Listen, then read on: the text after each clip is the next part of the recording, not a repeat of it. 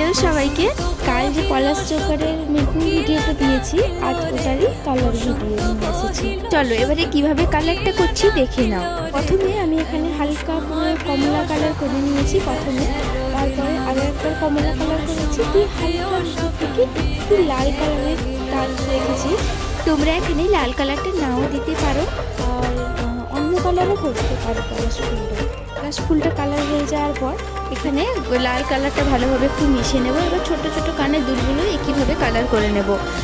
প্রথমে হালকা কালার দিয়ে আসবো, হালকা কালার থেকে ডিপ কালারে যাব। প্রথমে আমরা ডিপ কালারটা দেবো না, এটা কিন্তু মাথায় রাখতে হবে। এবার কানের দুলগুলো কালার করে নেওয়ার পর একটু সাদা কালারের আমি টাচ দিয়েছি, যাতে আরও একটু ইনহ্যান্স লাগে দেখতে। তোমরা এটা নাও দিতে পারো। আর পলাশ ফুলের যে নিচের অংশটা থাকে ওটার উপরে কালো কালার দেবো। আজ তো আমি পুরো কালার ভিডিওটা দেখালাম।